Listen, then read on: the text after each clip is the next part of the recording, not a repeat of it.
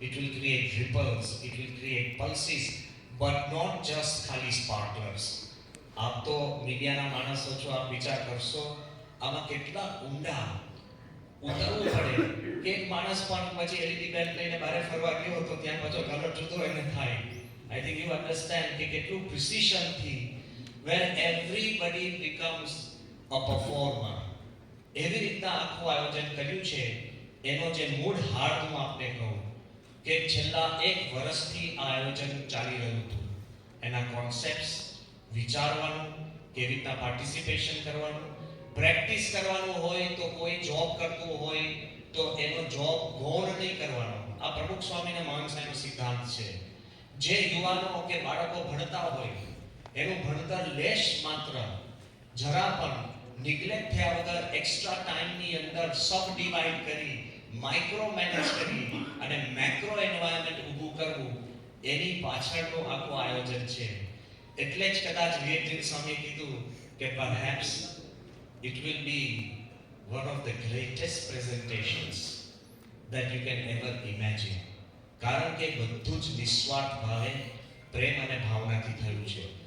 આનો થીમ શું છે? તો જ્યારે પહેલા મહંત સ્વામી મહારાજ પધારશે અને એમાં એમનું જ્યારે સ્વાગત થશે અને મહંત સ્વામીનો રથ આખા સ્ટેડિયમની અંદર ફરશે, તે વખતે બધી જ જે પાંખડીઓથી એમનો માર્ગ ભરાયેલો હશે, પુષ્પની પાંખડીઓ, એ હશે ગુલાબી, પણ જેવા માર્ગમાંથી પસાર થશે એટલે આખી થઈ જશે ગોલ્ડન. કેન યુ ઇમેજિન કે the same path will turn gold? અને એ કેમ કે ધર્મની અંદર ગણાય છે the golden path is the most balanced path, the golden path is the most enlightened path. તમે કાર્ય અને જીવન, સંસાર અને સત્સંગ, તમારા ફેમિલી અને તમારી કરિયર, એ કેવી રીતના બેલેન્સ કરી શકો અને એ ધર્મના ભાવનાથી તમે બેલેન્સ કરી શકો છો, એવી ભાવનાથી આખું આ ગોઠવવામાં આવ્યું છે. આખા મેદાનની અંદર છૂટા છૂટા માળાના મણકાઓ હશે અને જેવા મહંત સ્વામીએ જે કામ કર્યું છે એ આપણે બધાને આધ્યાત્મિક દોરાથી એક માળા બનાવવાનું કામ કર્યું છે.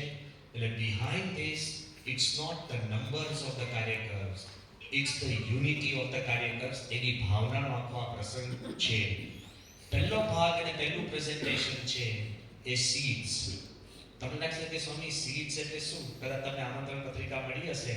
ધ સીડ્સ, ધી ટ્રીઝ અને the fruits.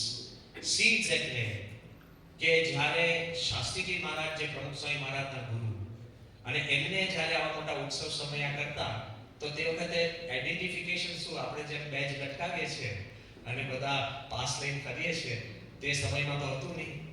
In the early 1900s માં તો શાસ્ત્રીજી મહારાજ કોક પણ પીરસવા જતા હોય તો શાસ્ત્રી મહારાજ કંકુના થાપા કરી, કંકુના હાથ કરી અને ધબ્બા આમ મારે અને જેના ઉપર કંકુનો આ થપ્પો હોય એને પીરસવાનો.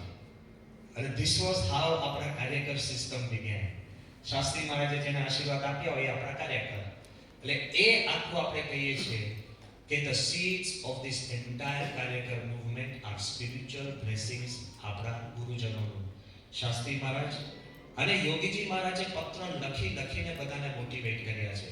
એટલે એની કહાની, બ્યુટીફુલ પ્રેઝન્ટેશન્સ વિથ સ્ક્રીન્સ, એટલે ગ્રાઉન્ડ ઉપર screens. The screen is 280 feet by 160 feet એ ગ્રાઉન્ડ ઉપર. અને એમાં માહોલ કેવો ઊભો થશે ખબર છે? Everybody is in the front row. કારણ કે તમે ઉપરથી નીચે જોતા હોય ત્યારે કોઈનું માથું કોઈને નડવાનું નથી. Everybody is in the front row. એટલે બધા જ ઇક્વલ છે એવી ભાવનાથી આખું આ સેક્શન છે.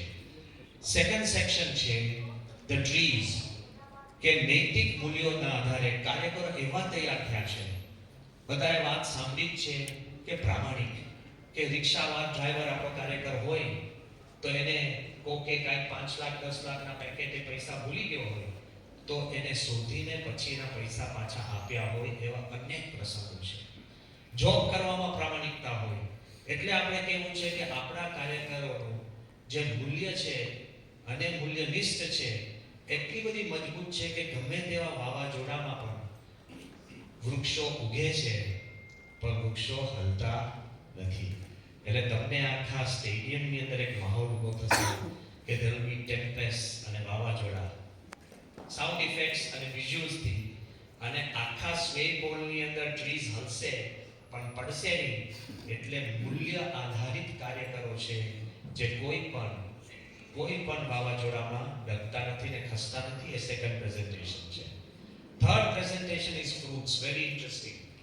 ફ્રૂટ્સ એટલે કે આપણે સામાન્ય રીતે પૃથ્વી ઉપર ફળ અને ફૂલ ઉગે છે, પણ આકાશમાં ફળ અને ફૂલ અશક્ય છે.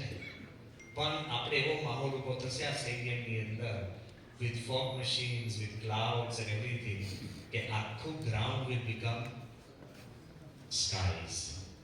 અને એની અંદર એકદમ ગોલ્ડન ફ્રૂટ્સ ઉગતા હશે.